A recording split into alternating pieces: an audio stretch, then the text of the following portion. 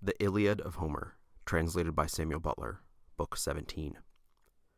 Brave Menelaus, son of Atreus, now came to know that Patroclus had fallen, and made his way through the front ranks, clad in full armor, to bestride him. As a cow stands lowing over her first calf, even so did yellow-haired Menelaus bestride Patroclus. He held his round shield and spear in front of him, resolute to kill any who should dare face him.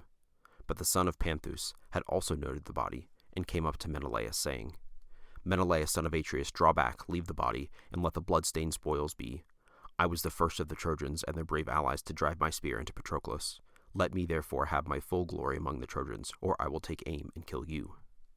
To this Menelaus answered in great anger, "By Father Jove, boasting is an ill thing. The pard is not more bold, nor the lion, nor savage wild boar, which is fiercest and most dauntless of all creatures, than are the proud sons of Panthus. Yet Hyperenor did not see out the days of his youth when he made light of me and withstood me, deeming me the meanest soldier among the Danaans. His own feet never bore him back to gladden his wife and his parents. Even so shall I make an end of you too, if you withstand me. Get you back into the crowd and do not face me, or it shall be worse for you. Even a fool may be wise after the event."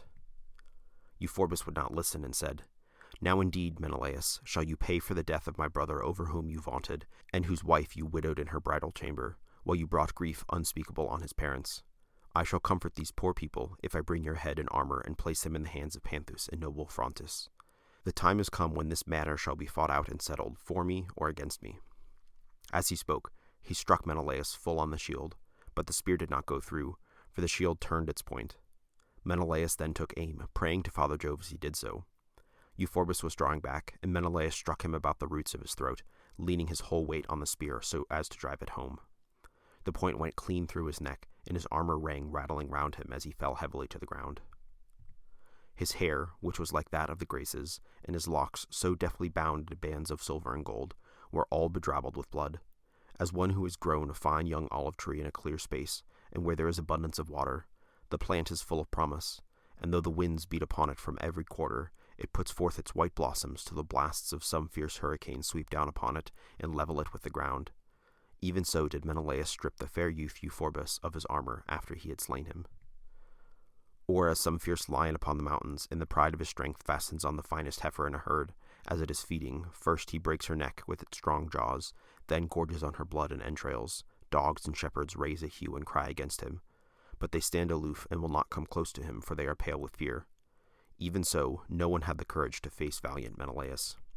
The son of Atreus would have then carried off the armor of the son of Panthus with ease, had not Phoebus Apollo been angry, and, in the guise of Mentes, chief of the Cicons, incited Hector to attack him. "Hector," said he, "you are now going after the horses of the noble son of Aeacus, but you will not take them. They cannot be kept in hand and driven by mortal man, save only by Achilles, who is son to an immortal mother." Meanwhile, Menelaus, son of Atreus, had bestridden the body of Patroclus, and killed the noblest of the Trojans, Euphorbus, son of Panthus, so that he can fight no more. The god then went back into the toil and turmoil, but the soul of Hector was darkened with a cloud of grief. He looked along the ranks and saw Euphorbus lying on the ground with the blood still flowing from his wound, and Menelaus stripping him of his armor. On this, he made his way to the front like a flame of fire, clad in his gleaming armor, and crying with a loud voice. When the son of Atreus heard him, he said to himself in dismay, "Alas, what shall I do? I may not let the Trojans take the armor of Patroclus, who has fallen fighting on my behalf, lest some Danaan who sees me should cry shame upon me. Still, if for my honor's sake I fight Hector and the Trojans single-handed, they will prove too many for me, for Hector is bringing them up in force. Why, however, should I thus hesitate? When a man fights in despite of heaven with one whom a god befriends, he will soon rue it. Let no Danaan think ill of me if I give place to Hector, for the hand of heaven is with him. Yet, if I could find Ajax, the two of us would fight Hector and heaven too, if we might only save the body of Patroclus for Achilles, son of Peleus. This, of many evils, would be the least." While he was thus in two minds, the Trojans came up to him with Hector at their head. He therefore drew back and left the body, turning about like some bearded lion who is being chased by dogs and men from a stockyard with spears and hue and cry. Whereon he is daunted and slinks sulkily off. Even so did Menelaus, the son of Atreus, turn and leave the body of Patroclus. When among the body of his men, he looked around for mighty Ajax, son of Telamon, and presently saw him on the extreme left of the fight, cheering on his men and exhorting them to keep on fighting, for Phoebus Apollo had spread a great panic among them. He ran up to him and said, "Ajax, my good friend, come with me at once to the dead Patroclus, if so be that we may take the body to Achilles. As for his armor, Hector already has it." These words stirred the heart of Ajax, and he made his way among the front ranks, Menelaus going with him. Hector had stripped Patroclus of his armor, and was dragging him away to cut off his head and take the body to fling before the dogs of Troy. But Ajax came up with his shield like a wall before him, on which Hector withdrew under shelter of his men, and sprang on to his chariot, giving the armor over to the Trojans to take to the city as a great trophy for himself. Ajax, therefore, covered the body of Patroclus with his broad shield and bestrode him, as a lion stands over his whelps if hunters have come upon him in a forest when he is with his little ones. In the pride and fierceness of his strength, he draws his knit brows down till they cover his eyes. Even so did Ajax bestride the body of Patroclus, and by his side stood Menelaus, son of Atreus, nursing great sorrow in his heart. Then Glaucus, son of Hippolochus, looked fiercely at Hector and rebuked him sternly. "Hector," said he, "you make a brave show, but in fight you are sadly wanting. A runaway like yourself has no claim to so great a reputation. Think how you may now save your town and citadel by the hands of your own people born in Ilius, for you will get no Lycians to fight for you, seeing what thanks they have had for their incessant hardships. Are you likely, sir, to do anything to help a man of less note after leaving Sarpedon, who is at once your guest and comrade in arms, to be the spoil and prey of the Danaans? So long as he lived, he did good service both to your city and yourself. Yet you had no stomach to save his body from the dogs. If the Lycians will listen to me, they will go home and leave Troy to its fate. If the Trojans had any of that daring, fearless spirit which lays hold of men who are fighting for their country and harassing those who would attack it, we should soon bear off Patroclus to Ilius. Could we get this dead man away and bring him into the city of Priam, the Argives would readily give up the armor of Sarpedon, and we should get his body to boot. For he whose squire has been now killed is the foremost man at the ships of the Achaeans, he and his close fighting followers. Nevertheless, you dared not to make a stand against Ajax, nor face him eye to eye with battle all around you, for he is a braver man than you are." Hector scowled at him and answered, "Glaucus, you should know better. I have held you so far as a man of more understanding than any in all Lycia. But now I despise you for saying that I am afraid of Ajax. I fear neither battle nor the din of chariots, but Jove's will is stronger than ours. Jove at one time makes even a strong man draw back and snatches victory from his grasp, while at another he will set him on to fight.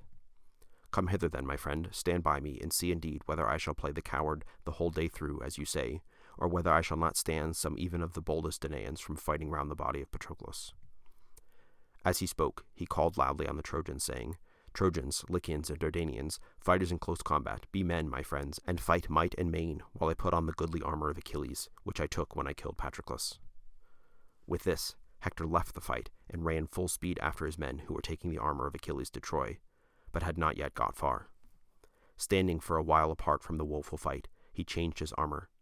His own he sent to the strong city of Ilius and to the Trojans, while he put on the immortal armor of the son of Peleus, which the gods had given to Peleus, who, in his age, gave it to his son, but the son did not grow old in his father's armor. When Jove, lord of the storm cloud, saw Hector standing aloof and arming himself in the armor of the son of Peleus, he wagged his head and muttered to himself, saying, "Ah, poor wretch, you arm in the armor of a hero, before whom many another trembles, and you reck nothing of the doom that is already close upon you. You have killed his comrades so brave and strong, but it was not well that you should strip the armor from his head and shoulders.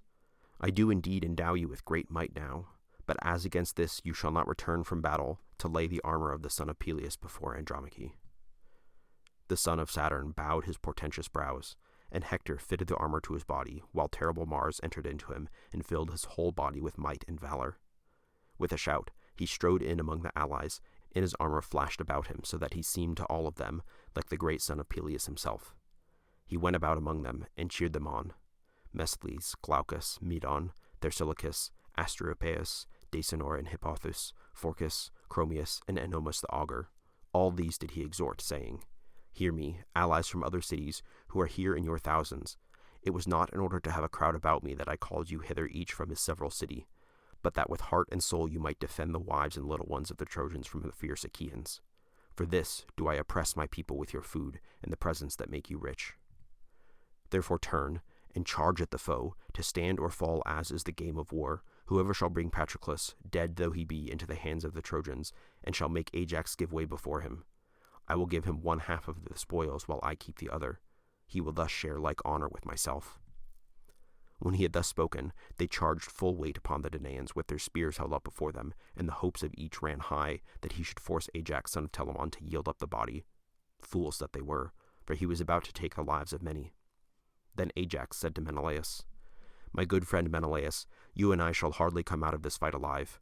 I am less concerned for the body of Patroclus, who will shortly become meat for the dogs and vultures of Troy, than for the safety of my own head and yours. Hector has wrapped us round in a storm of battle from every quarter, and our destruction seems now certain. Call then upon the princes of the Danaans, if there is any who can hear us." Menelaus did as he said, and shouted to the Danaans for help at the top of his voice.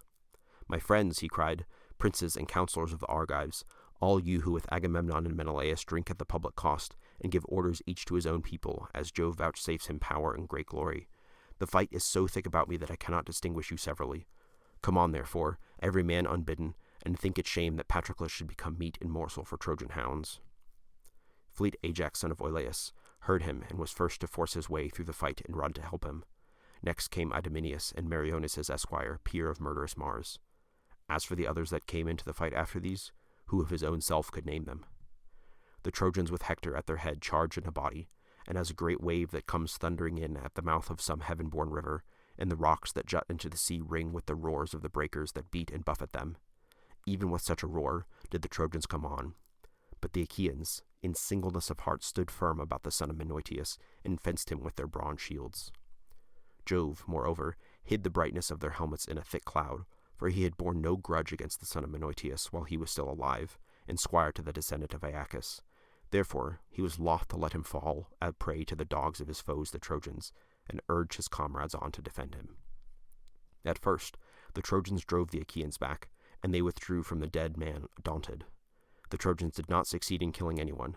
Nevertheless they drew the body away. But the Achaeans did not lose it long, for Ajax, foremost of all the Danaans after the son of Peleus, alike in stature and prowess, quickly rallied them, and made towards the front like a wild boar upon the mountains, when he stands at bay in the forest glades and routs the hounds and lusty youths that have attacked him. Even so did Ajax son of Telamon, passing easily in among the phalanxes of the Trojans, disperse those who had bestridden Patroclus, and were most bent on winning glory by dragging him off to their city. At this moment Hippothous, brave son of Pelasgian Lethus, in his zeal for Hector and the Trojans, was dragging the body off by the foot through the press of the fight, having bound a strap round the sinews near the ankle. But a mischief soon befell him, from which none of those who could save him, who would gladly have done so. For the son of Telamon sprang forward and smote him on his bronze-cheeked helmet.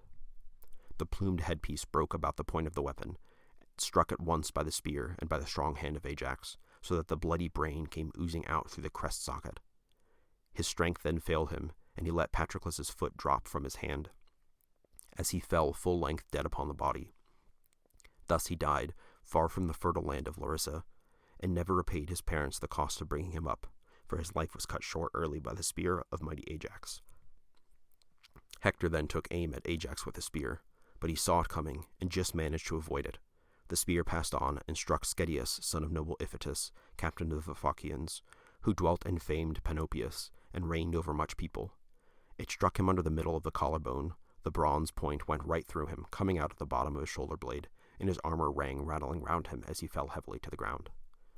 Ajax, in his turn, struck noble Phorcys, son of Phaenops, in the middle of the belly as he was bestriding Hippothous, and broke the plate of his cuirass, whereon the spear tore out his entrails as he clutched the ground in his palm and fell to the earth.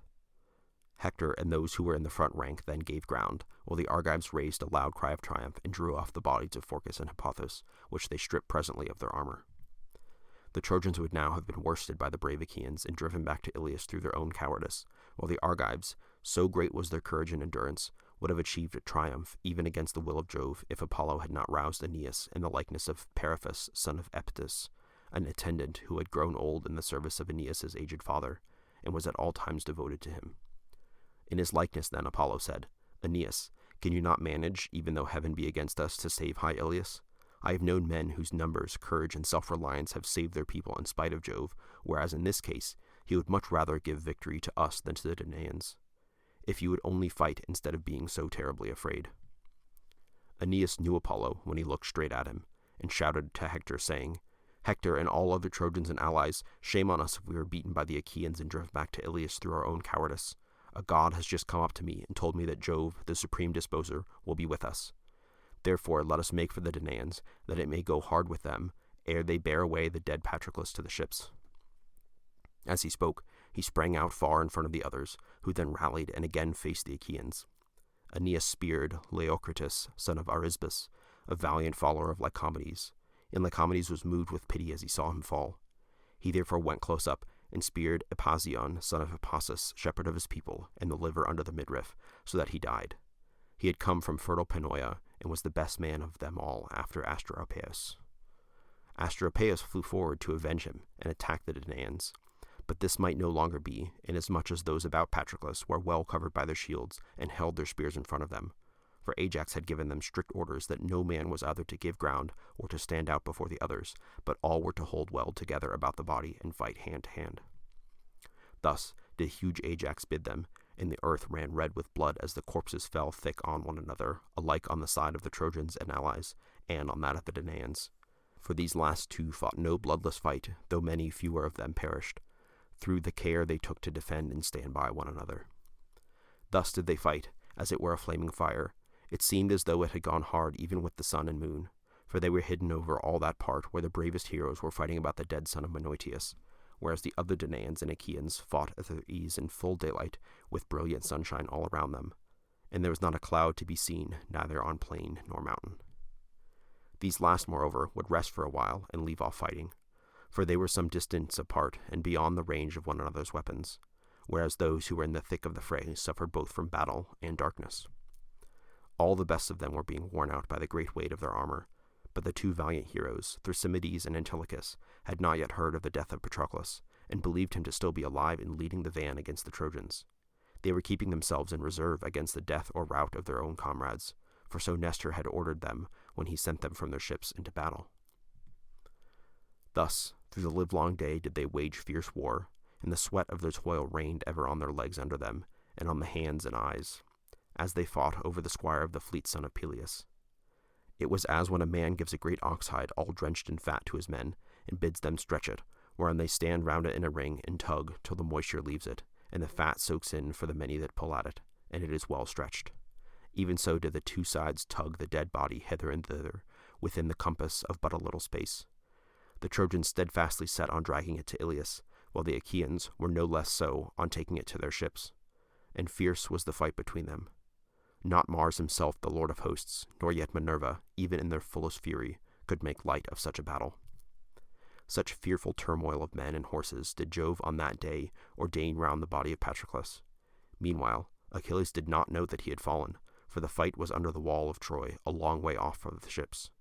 He had no idea, therefore, that Patroclus was dead, and deemed that he would return alive as soon as he had gone close up to the gates. He knew that he was not to sack the city, neither with nor without himself, for his mother had often told him this when he sat alone with her, and she had informed him of the counsels of great Jove. Now, however, she had not told him how great a disaster had befallen him in the death of one who was far dearest to him of all his comrades. The others still kept on charging one another round the body with their pointed spears and killing each other. Then would one say, "My friends, we can never again show our faces at the ships. Better, and greatly better, that earth should open and swallow us here in this place, than that we should let the Trojans have triumph of bearing off Patroclus to their city." The Trojans also, on their part, spoke to one another, saying, "Friends, though we fall to a man beside this body, let none shrink from fighting." With such words did they exhort each other. They fought, and an iron clank rose through the void air to the brazen vault of heaven. The horses of the descendant of Aeacus stood out of the fight, and wept when they heard that their driver had been laid low by the hand of murderous Hector. Automedon, valiant son of Diores, lashed them again and again. Many a time did he speak kindly to them, and many a time did he upbraid them. But they would neither go back to the ships by the waters of the broad Hellespont, nor yet into battle among the Achaeans. They stood with their chariots stock still, as a pillar set over the tomb of some dead man or woman, and bowed their heads to the ground. Hot tears fell from their eyes as they mourned the loss of their charioteer, and their noble manes drooped all wet from under the yoke straps on either side the yoke. The son of Saturn saw them, and took pity on their sorrow. He wagged his head and muttered to himself, saying, "Poor things, why did we give you King Peleus, who is immortal, while you are yourselves ageless and immortal? Was it that you might share the sorrows that befall mankind? For of all creatures that live and move upon the earth, There is none so pitiable as he is. Still, Hector son of Priam shall drive neither you nor your chariot. I will not have it. It is enough that he should have the armor over which he vaunts so vainly. Furthermore, I will give you strength of heart and limb to bear Automedon safely to the ships from battle. For I shall let the Trojans triumph still further, and go on killing till they reach the ships, whereon night shall fall and darkness overshadow the land. As he spoke, he breathed heart and strength into the horses, so that they shook the dust from out their manes, and bore their chariots swiftly into the fight that raged between Trojans and Achaeans. Behind them fought Automedon, full of sorrow for his comrade, as a vulture amid a flock of geese.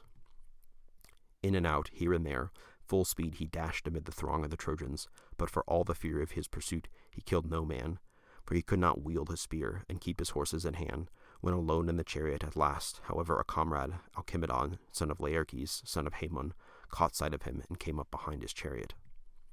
Automedon, said he, what god has put this folly into your heart and robbed you of your right mind, that you fight the Trojans in front rank single-handed?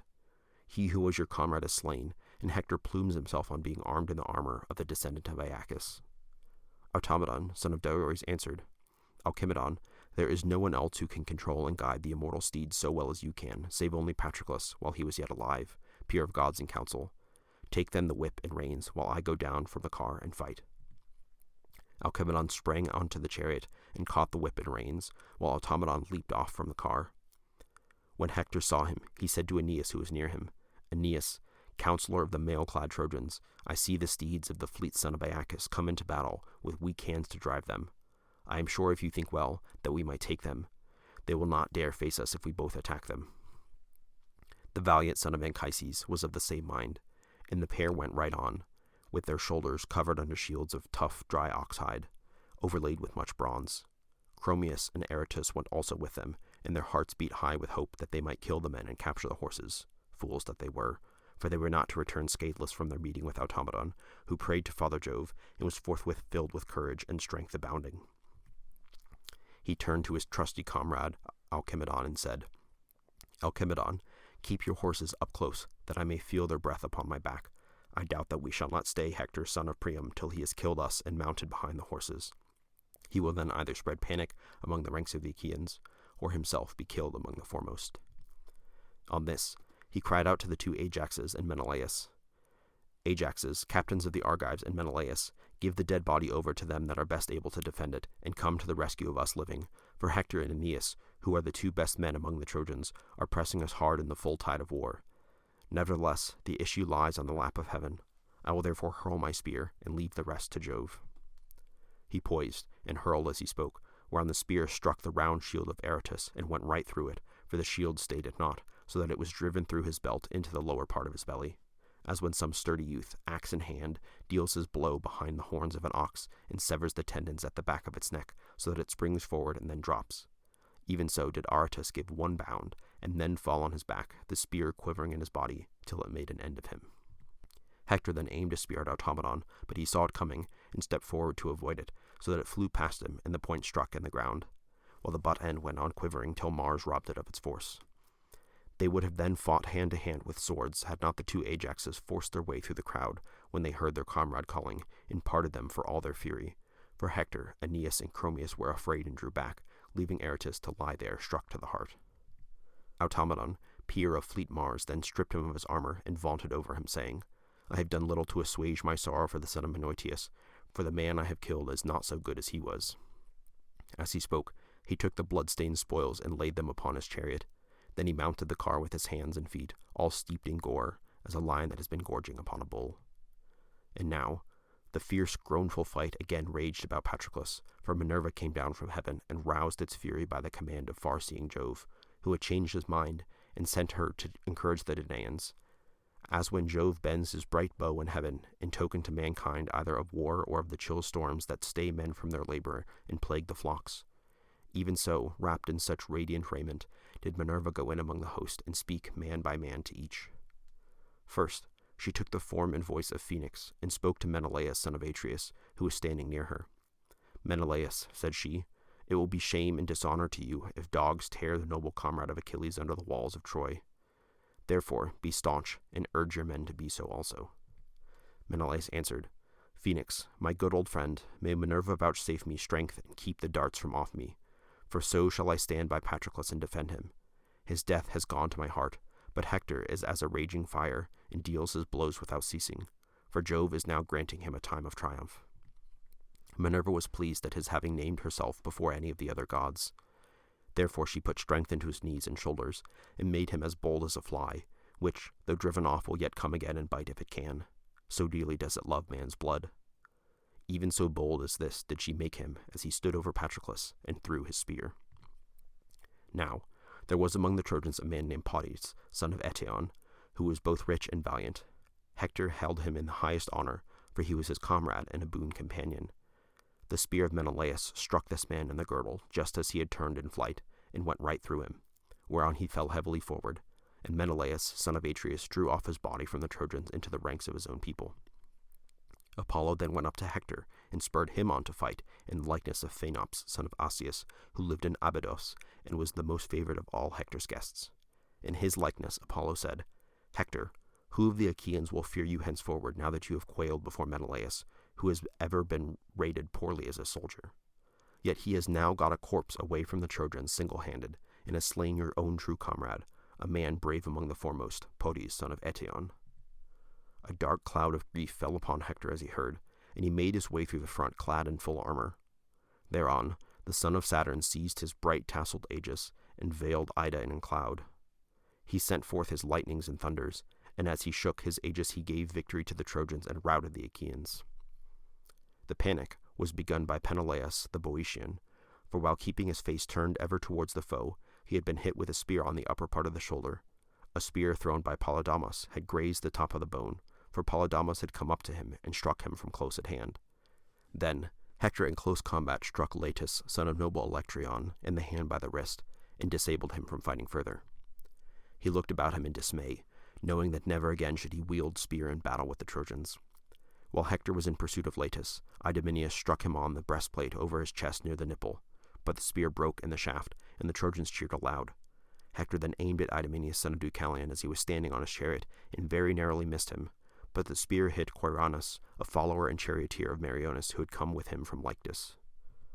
Idomeneus had left the ships on foot, and would have afforded a great triumph to the Trojans if Quirinus had not driven quickly up to him. He therefore brought life and rescue to Idomeneus, but himself fell by the hand of murderous Hector. For Hector had hit him on the jaw under the ear. The end of the spear drove out his teeth, and cut his tongue in 2 pieces, so that he fell from his chariot and let the reins fall to the ground. Meriones gathered them up from the ground, and took them into his own hands. Then he said to Idomeneus, "Lay on, till you get back to the ships, for you must see that this day is no longer ours." On this, Idomeneus lashed the horses to the ships, for fear had taken hold upon him. Ajax and Menelaus noted how Jove had turned the scale in favor of the Trojans, and Ajax was first to speak. "Alas," said he, "even a fool may see that Father Jove is helping the Trojans. All their weapons strike home, no matter whether it be a brave man or a coward that hurls them. Jove speeds all alike, whereas ours fall, each one of them without effect. What then will be best both as regards rescuing the body and our return to the joy of our friends, who will be grieving as they look hitherwards, for they will make sure that nothing can now check the terrible hands of Hector, and that he will fling himself upon our ships. I wish that someone would go and tell the son of Peleus at once, for I do not think he can have yet heard the sad news that the dearest of his friends has fallen. But I can see not a man among the Achaeans to send, for they and their chariots are alike hidden in darkness. O Father Jove, lift this cloud from over the sons of the Achaeans, make heaven serene, and let us see, if you will that we perish, let us fall at any rate by daylight." Father Jove heard him, and had compassion upon his tears. Forthwith he chased away the cloud of darkness, so that the sun shone out, and all the fighting was revealed. Ajax then said to Menelaus, "Look, Menelaus, and if Antilochus, son of Nestor, be living, send him at once to tell Achilles that by far the dearest to him of all his comrades has fallen." Menelaus heeded his words, and went away as a lion from a stockyard. The lion is tired of attacking the men and hounds, who keep watch the whole night through, and will not let him feast on the fat of their herd. In his lust of meat he makes straight at them, but in vain, for darts from strong hands assail him, and burning brands which daunt him from all his hunger. So, in the morning, he slinks sulkily away. Even so did Menelaus sorely against his will leave Patroclus, in great fear lest the Achaeans should be driven back in rout, and let him fall into the hands of the foe. He charged Meriones and the 2 Ajaxes straitly, saying, Ajaxes and Meriones, leaders of the Argives, now indeed remember how good Patroclus was. He was ever courteous while alive. Bear it in mind now that he is dead." With this, Menelaus left them, looking round him as keenly as an eagle, whose sight, they say, is keener than that of any other bird. However high he may be in heavens, not a hair that runs can escape him by crouching under a bush or thicket, for he will swoop down upon it and make an end of it. Even so, O Menelaus, did your keen eyes range round the mighty host of your followers to see if you could find the son of Nestor still alive. Presently, Menelaus saw him on the extreme left of battle, cheering on his men and exhorting them to fight boldly. Menelaus went up to him and said, "Antilochus, come here and listen to sad news, which I would indeed were untrue. You must see with your own eyes that heaven is heaping calamity upon the Danaans and giving victory to the Trojans. Patroclus is fallen, who was the bravest of the Achaeans, and sorely will the Danaans miss him. Run instantly to the ships and tell Achilles that he may come to rescue the body and bear it to the ships. As for the armor, Hector already has it." Antilochus was struck with horror. For a long time he was speechless, his eyes filled with tears as he could find no utterance. But he did as Menelaus had said, and set off running as soon as he had given his armor to a comrade, Laodocus, who was wheeling his horses round close behind him. Thus, then, did he run, weeping from the field, to carry the bad news to Achilles son of Peleus. Nor were you, O Menelaus, minded to succor his harassed comrades when Antilochus had left the Pelians, and greatly did they miss him. But he sent them noble Thrasymedes, and himself went back to Patroclus. He came running up to the two Ajaxes and said, "I have sent Antilochus to the ships to tell Achilles, but rage against Hector as he may, he cannot come, for he cannot fight without armor. What then will be our best plan, both as regards rescuing the dead and our own escape from death amid the battle cries of the Trojans?" Ajax answered, "Menelaus, you have said well. Do you then and Meriones stoop down, raise the body, and bear it out of the fray, while we two behind you keep off Hector and the Trojans, one in heart as in name, and long used to fighting side by side with one another." On this, Menelaus and Meriones took the dead man in their arms and lifted him high aloft with a great effort. The Trojan host raised a hue and cry behind them when they saw the Achaeans bearing the body away, and flew after them like hounds attacking a wounded boar at the loo of a band of young huntsmen. For a while, the hounds fly at him, as though they would tear him in pieces, but now and again he turns on them in a fury, scaring and scattering them in all directions. Even so did the Trojans for a while charge in a body, striking with sword and with spears pointed at both ends. But when the two Ajaxes faced them and stood at bay, they would turn pale, and no man dared press on to fight further about the dead. In this wise did the two heroes strain every nerve to bear the body to the ships out of the fight.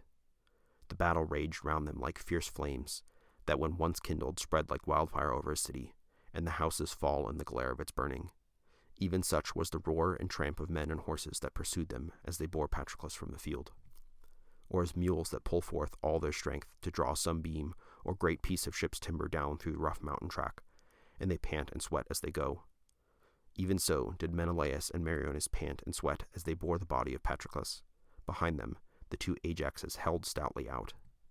As some wooded mountain spur that stretches across a plain and will turn water and check the flow even of a great river, nor is there any stream strong enough to break through it. Even so did the two Ajaxes face the Trojans and stem the tide of their fighting, though they kept pouring on towards them, and foremost among them all was Aeneas, son of Anchises, with valiant Hector. As a flock of daws or starlings fall to screaming and chattering when they see a falcon, foe to all small birds, come soaring near them, even so did the Achaean youth raise a babel of cries as they fled before Aeneas and Hector, unmindful of their former prowess. In the rout of the Danaans, much goodly armor fell round about the trench, and of fighting there was no end. If you've been listening and trying to figure out why the gods are so petty and the mortals are so angsty, my wife and I have a podcast called Winnow, a couple's close reading of the Iliad and Odyssey. We go book by book, breaking down main ideas, bringing new insights, and exploring all that Homer has to offer us even today. Find us on Apple Podcasts, Spotify, and YouTube.